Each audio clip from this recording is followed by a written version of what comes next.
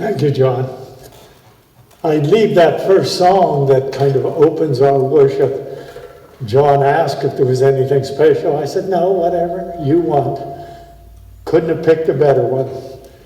I love that chorus. Lord, you are more precious than silver.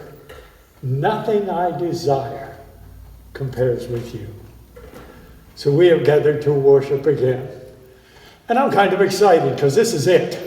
This is the last Sunday to do it just this way. Next Sunday, both the Bethlehem, Stonepile, and the Springvale churches will be worshiping together. Now, outside, but we'll still be together. Now, I know that there's still very well maybe some of you who are not quite comfortable with doing that. And if so, that's fine. We will still be live streaming both of the services. At least we're going to try next week.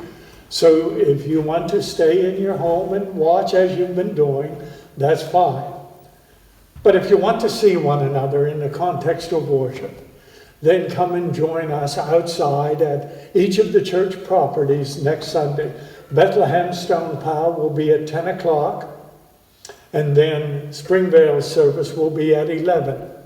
Now, it's a little different time than our normal service times, but just to give this, make sure it's as warm as it can be, etc. So 10 o'clock at Bethlehem Stonepile and 11 o'clock at Springvale. All of the things, we're going to try to make it worship.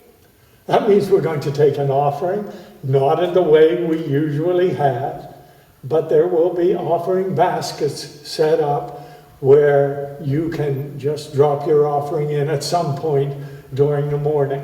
We wanted you to be aware of that. We are suggesting you wear masks, even though we'll be outside. If you don't have one, there will be some available for you here. Some of the folks are making masks for us. We really do want you to social distance. That's why we'll be outside. So I know if the first time we've been back together, it's going to be hard not to run up to one another and give hugs or handshakes. But for now, we would like you to refrain from that. Give some waves and some hearties, good to see yous. But we do want to social distance as we can do that as well. Now, I have to do something. If the long-range forecast is right, we're going to be fine. But if it's raining, we'll go back to this format for next Sunday. But hear this, only if it's really raining.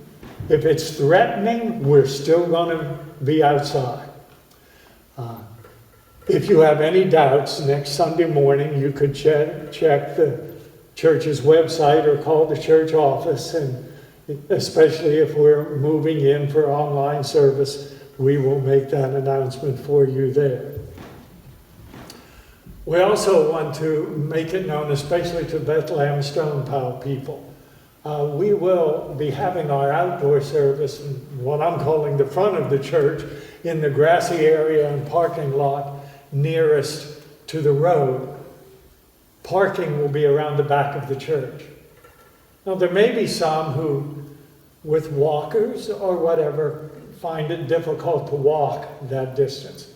We will have arrangements for you to be dropped off right where the service is going to be, and then someone can take your car or the car around back and park there. We want to make that available for you. But again, I say once more, as always, if you are uncomfortable with any of that, then we will live stream so that you can remain at home and worship with us in that way. But I am excited about seeing some of you and just being together in our worship context. One other thing to mention, we are doing another chicken barbecue, which will help the mission outreach of the churches. That'll be on June 6th. Hear this, beginning at 11 o'clock. That is, we will not serve anything until 11. So there's no use coming way early for that. You can pre-order up until May 31st, either by calling the charge office or emailing the charge office and pre-ordering your meals in that way. Also, if you're interested in helping with that, volunteers are always important. The fellowship, that's important as well. So if you'd like to help, you can also check with Teresa at the charge office, and she'll accept any help that she can get as well. Now let us begin worshiping together. Would you bow with me for a moment? Everlasting Father, we come now, bowing our heads in respect to you, thanking you certainly on this holiday weekend for our great country.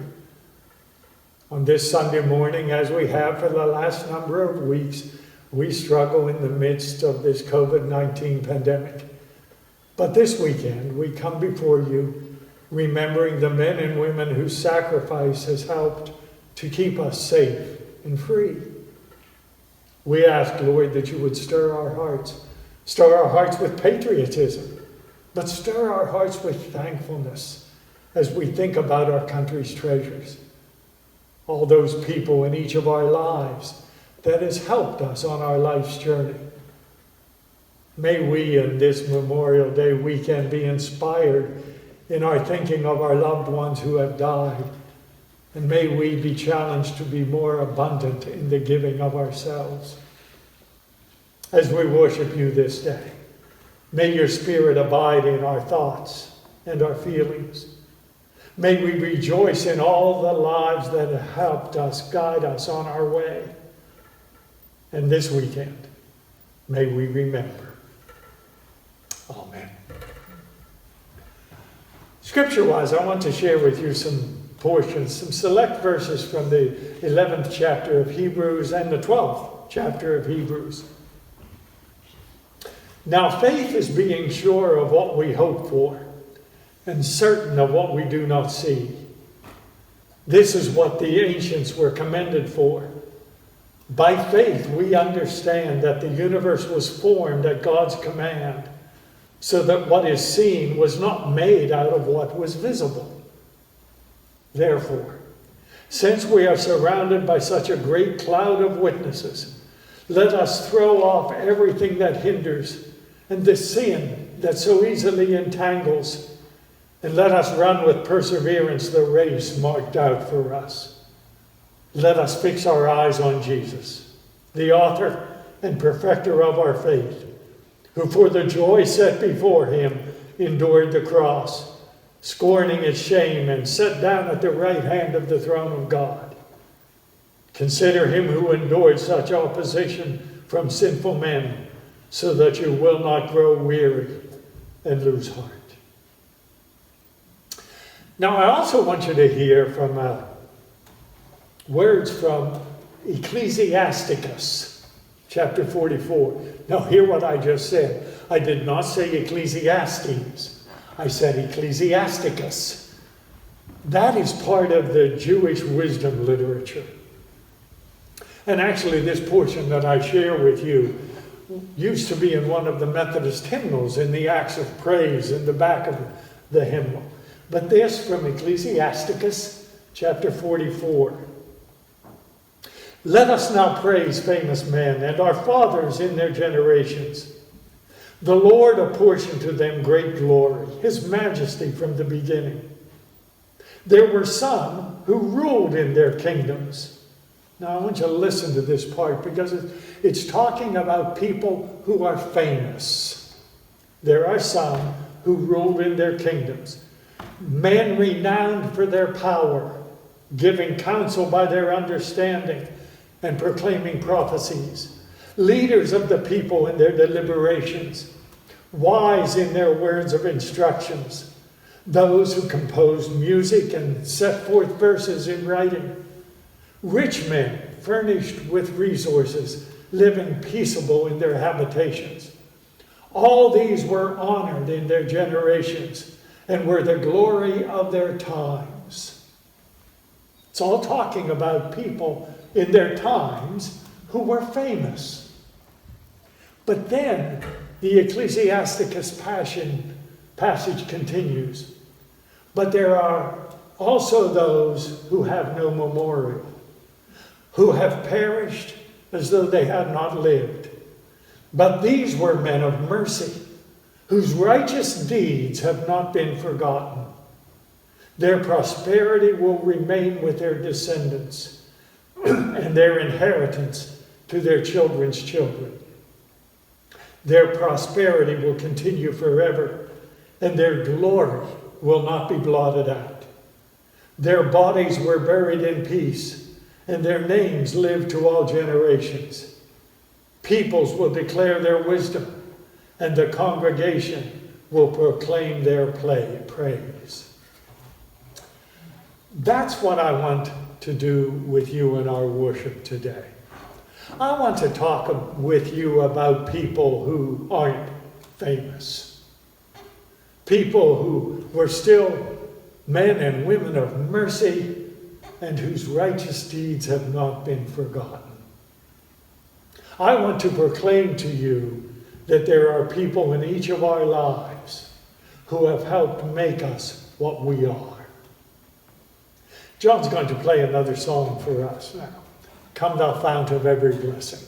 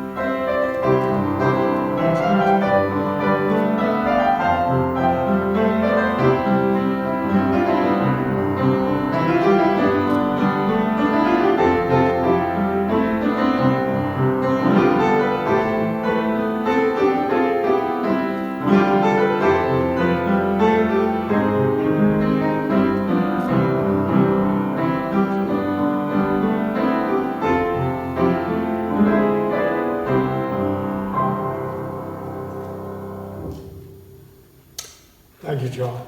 That was my request. Unlike the first one he played, that was of John's choosing. This one was mine. And it's because of the second verse of that hymn, the words to it. It's where the words say, "Here I raise mine Ebenezer, hither by thy help I'm come." Do you even know what that's talking about?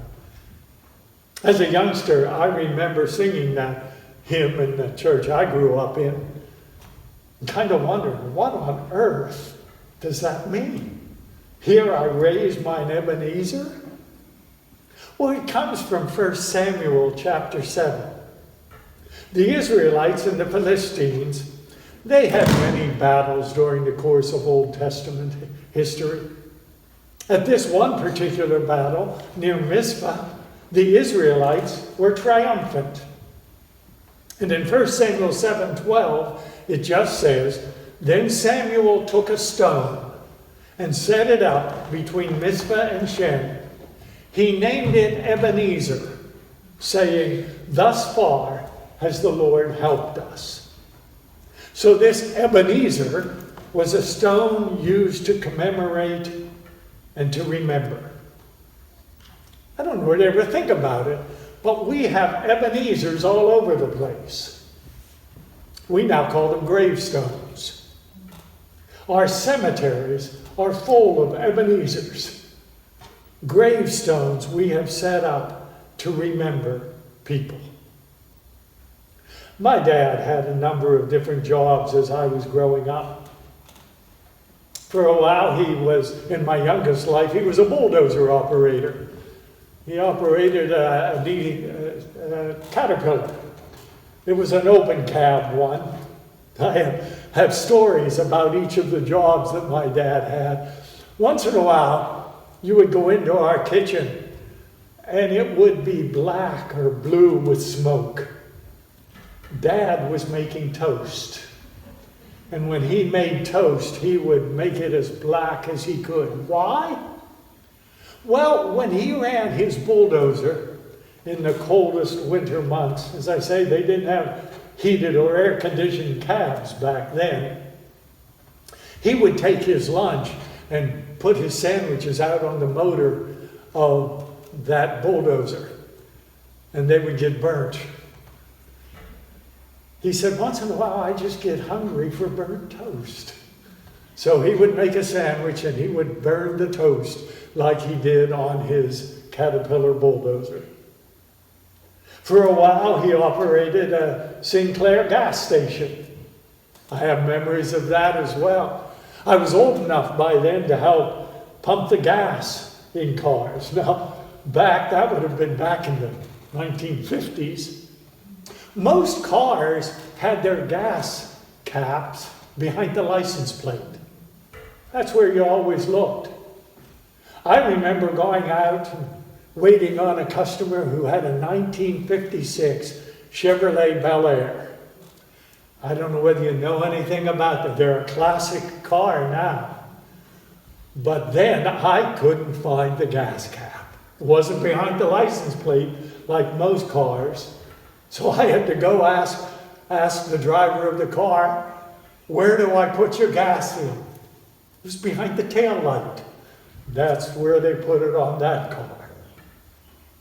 He worked for a while as a mechanic at Bremen's Express Trucking Company. But his last job was as caretaker of Phillipsburg Cemetery. It was there that our family learned the importance of Memorial Day at cemeteries. Now, my dad always tried to keep the cemetery looking as good as he could keep it looking. But Memorial Day, it had to be the best, because there would be so many families coming to pay their respects, to remember. How did Memorial Day become so important? Well, you know, there are a number of towns across our land who claim to be the birthplace of Memorial Day. I choose to believe that it's Boalsburg, Pennsylvania. I choose to believe that because that's near where I grew up. I had an uncle that lived in Boalsburg, Pennsylvania. But they have a story.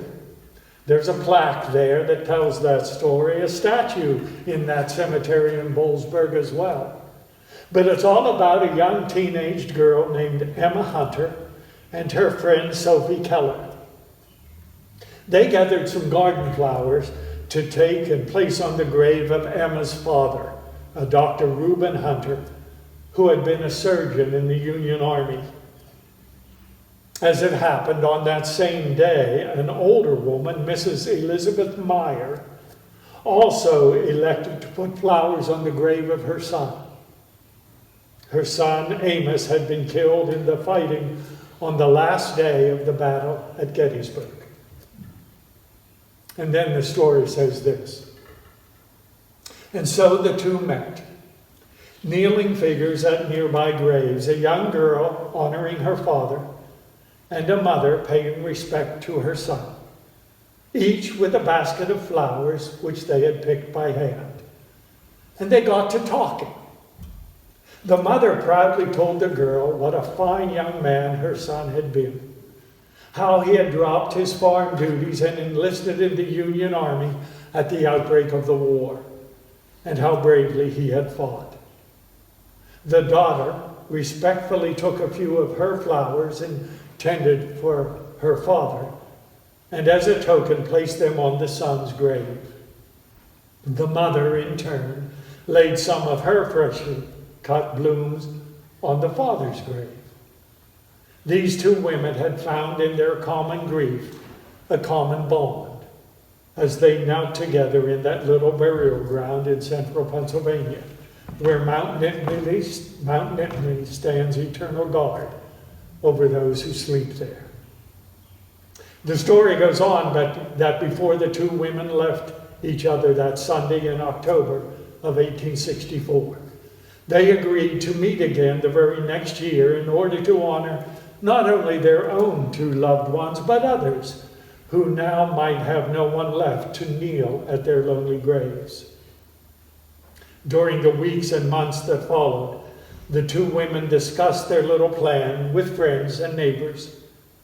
The report is that on July 4th, 1865, the appointed day, what had been planned as a little informal meeting of two women turned into a community service. All Boalsburg was gathered there.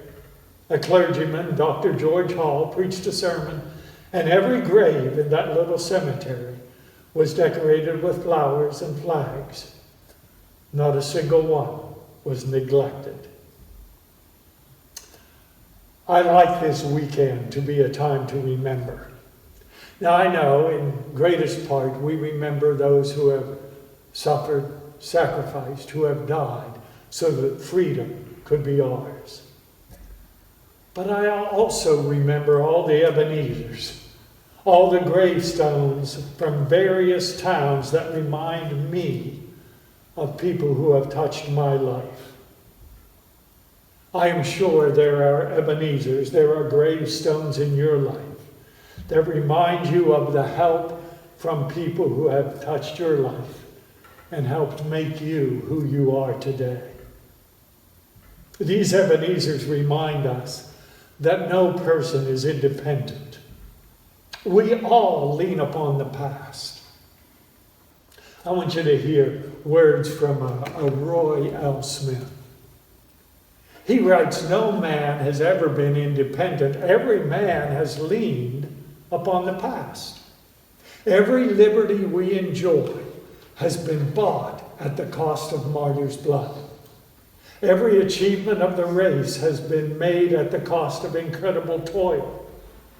There is not a privilege or an opportunity that modern society grants to us that is not the product of other men's labors.